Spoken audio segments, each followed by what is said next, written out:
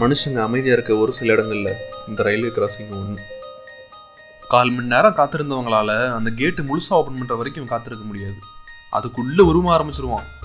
அந்த கேட்டு லைட்டாக ஓப்பன் ஆயிடுச்சு, பந்தய குதிரை மாதிரி ஓட ஆரம்பிச்சிருவோம். முன்னாடி போயிட்டு இருக்க வண்டி தெரியாமல் ஆஃப் ஆகி கொஞ்ச நேரம் நிப்பாட்டிட்டான். அவனை கொலை பண்ணுற அளவு கோவத்தை நம்ம ஹார்ன் அடிச்சு காட்டுவோம். ஏன் மனுஷங்களுக்குள்ள இவ்வளோ கோவம், வெறுப்பு, பொறாமை? என்னாச்சு நம்ம எல்லாரும்? எதை நோக்கி நம்ம எல்லாம் அப்படி ஓடிட்டோம்? இந்த நிலைமையிலிருந்து நம்ம எப்போ மீள போறோம்?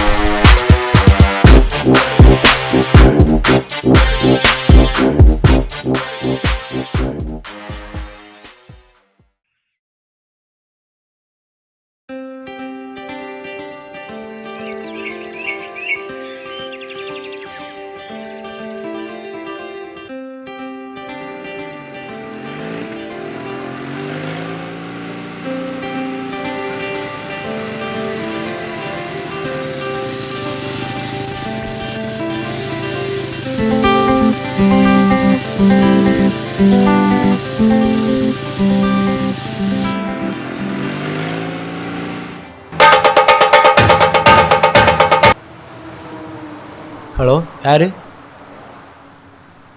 கொரியரா? சொல்லுங்க ஜி. எங்கே இருக்கீங்க? நான் பாலத்திட்ட நின்றுருக்கேன். ஜி இங்கே பாருங்கள், லெஃப்ட் சைடில் பாருங்கள் ஜி. லெஃப்ட் சைடு தான். இங்கே வாங்க வாங்க.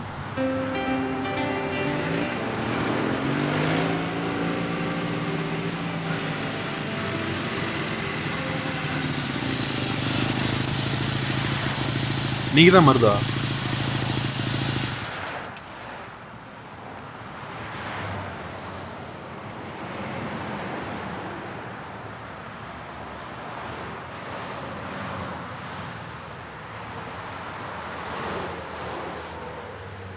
இங்கே ஒரு சைன் போடுங்க. சாரி சார், ஊர்வலத்துனால டிராஃபிக்கு, அதான் லேட் ஆயிடுச்சு. பார்த்துருப்பீங்களே, ஏரியாலே பெரிய சிலை நம்மளுது தான். ஓ, ஏஞ்சி ஒரு டவுட்டு. இதனால என்ன யூஸு? எதுக்கு சிலை செய்கிறாங்க, கரைக்கிறாங்கன்னு தெரியுமா? யூஸ்னு ஒன்றும் இல்லை ஜி. ஒரு வாரம் நல்லா என்ஜாய்மெண்ட்டாக இருக்கும். சிலை கரைக்கிறப்ப ஆட்டம் பாட்டம் கொண்டாட்டமாக பயங்கரமாக இருக்கும். இந்த லவுட் ஸ்பீக்கர் வச்சு ஒரு வாரம் படிக்கிற பசங்களை படிக்க விடாமல் வயசானவங்களை தூங்க விடாமல் பண்ணுவீங்களே, அதுதானே? என்னது? களிமண்ணில் செஞ்ச சிலையை அபிஷேக ஆராதனை பண்ணி அதை தண்ணியில் கரைக்கிறது மண்ணாலானது மண்ணுக்கே சொந்தங்கிறத உணர்த்து தான். ஆனால் நம்ம இப்போ என்ன பண்ணுறோம்? பிளாஸ்டர் ஆஃப் பாரிஸில் பண்ணுறோம். களிமண்ணில் பண்ணணுங்கிறதான ரூலு. பிளாஸ்டிக் எப்படி கரையும்? தண்ணியை தான் மாசுபடுத்திட்டு இருக்கோம். என்ன பேச தெரியாமல் பேசிகிட்டு இருக்கீங்க. இந்த மாதிரி யார்ட்டையும் போய் பேசிகிட்டு இருக்காதீங்க. இதெல்லாம் தப்புன்னு சொல்ல வரல, ஆனால் எதுக்கு பண்ணுறோம் தெரியாமல் பண்ணாதீங்கன்னு தான் சொல்கிறேன். முதல்ல இதெல்லாம் சொல்ல நீ யார்? ஒரு கொரியர் பாய் இவ்வளோ பேசுகிற. மீள் இயக்கம் தெரியுமா? ஆமாம், அந்த இயக்கத்தோட ஏரியா இன்சார்ஜே எங்கள் மாமா தான். சரி, இப்போ என்ன பண்ணலாம்? இதுக்கு மேலே இங்கே இருந்தால் பிரச்சனையாயிரும். கிளம்பு. பிரச்சனைனா பேர் யூஸ் பண்ணுறது மட்டும்தான் இயக்கத்தில் செஞ்சுருக்கீங்க போல.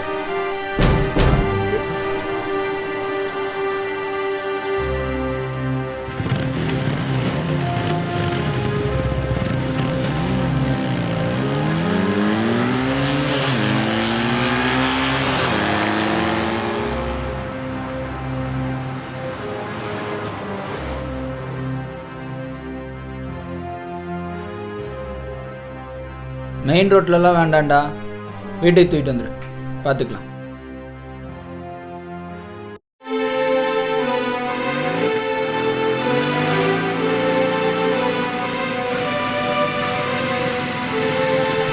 கிராஸ் பண்ணிட்டோம்.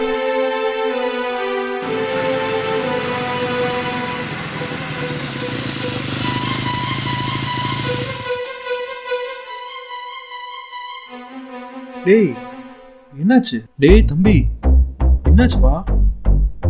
எந்திரி.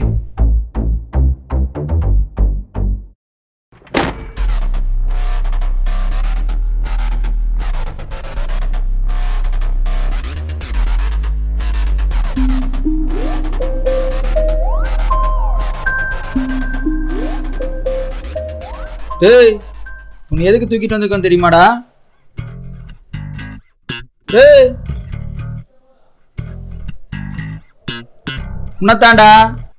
இப்ப நீ வாயை திறக்க போறியா இல்லையாடா? என்னடா நக்கல் பண்றியா?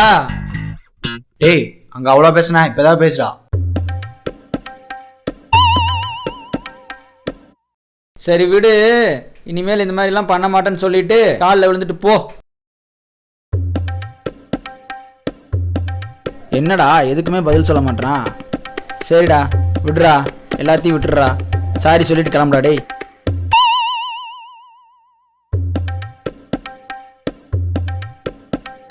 உன்னை வேணுமுனா தூக்குன, நீ பேசுனது தப்பு தானே. என்ன பண்ணலாம் இவனை? டேய் இப்ப நீ பேசல.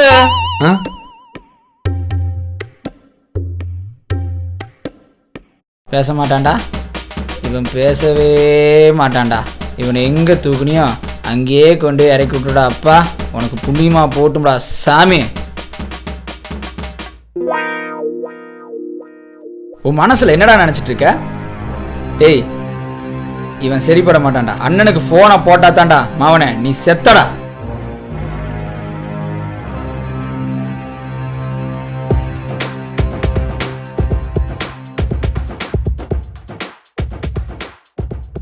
என்னடா உங்களுக்கு பிரச்சனை சொல்லிட்டு தலைவனோட பையன் ஊருக்கு குறையான்னு சொல்லி உங்களையெல்லாம் அமைதியா இருக்கு சொன்னா திருப்பி என்னடா பிரச்சனை பண்ணிட்டு இருக்கீங்க? இல்லண்ணா நம்ம இயக்கத்தை பத்தி ஒருத்தன் தப்பா பேசிட்டான், வேண்டா அதான் தாங்க முடியல. டேய் யாரா? டேய் தம்பி எந்திரிச்சு போய் மூஞ்சி கழுவு போ. போடா போய் மூஞ்சி கழுவு போ. ஏன்டா இதுக்கெல்லாம் கூப்பிடுறீங்க? எனக்கு 1000 வேலை கிடக்குதுடா உங்களையெல்லாம் வச்சுக்கிட்டு.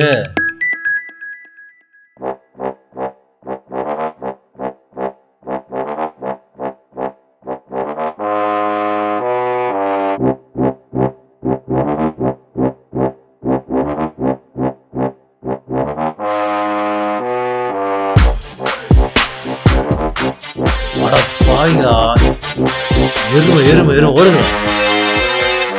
ஏய் விடு விடு ரவி விடு. ஏய் என்னாச்சு? விடு போங்க போய் நில்லுங்க. இப்ப ஏன்னா அடிச்ச? நீ யாரு? அசோக். இயக்கத்துல யாரு? இந்த ஏரியா இன்சார்ஜ். நான் யாரு? இந்த ஊருக்கு இன்சார்ஜ். அப்பதான்டா தமிழ்நாட்டுக்கு இன்சார்ஜ். அந்த வரவேற்பு கொடுத்தீங்க தலைவரோட பையனுக்கு. ஒருத்தன் ஏதாவது சொன்னா உடனே ஏன் இவ்வளவு கோவம்? அவன் சொன்னது தப்பா ரைட்டான்னு கூட பாக்குறது கிடையாது. என்னையே ஒருத்தன் கேள்வி கேட்டான்டா, அவனை அடிக்கணும் முடிக்கணும் அப்படின்றது. எதுக்கு இந்த இயக்கத்தை சேர்ந்தீங்க? சரி இந்த இயக்கத்தோட பேராவது தெரியுமா? மீள்வோம். மனுஷனுக்கு மனுஷன் உதவி செய்யறதுக்கே ரொம்ப யோசிக்கிறான். அந்த பையனுக்கு ஹெல்ப் பண்ணலான்னு போய் தான் உங்ககிட்ட மாட்டிக்கிட்டேன். இந்த நிலைமையிலேருந்து சமுதாயம் மாறணும் தான் இந்த இயக்கத்தையே ஆரம்பிச்சோம். இப்போ இருக்க இளைஞர்கள் தான் அடுத்த சமுதாயம். நம்மளோட செயல்பாடு தான் இந்த சமுதாயத்தை மாற்றும் உயர்த்தும். அதுக்காக தான் தமிழ்நாட்டில் இருக்க எல்லா இளைஞர்களையும் ஒன்று கூட்டி இந்த இயக்கத்தை ஆரம்பிச்சிருக்கோம். ஆனால் இங்கே என்ன நடக்குது? தடுக்க வேண்டிய நம்மளே தப்பு செஞ்சுட்டு இருக்கோம். மதத்தை மதிக்கிற அளவு மனுஷனை மதிக்க கற்றுக்கோ. நீ என்னை அடித்து துன்புறுத்தி கொடுத்த வழியை விட நான் அமைதியாக இருந்து உனக்கு கொடுத்த வழி தான் ஜாஸ்தி. உன் கோவத்தை விட என் மௌனத்துக்கு தான் சக்தி அதிகம். சரி நான் கிளம்புறேன்.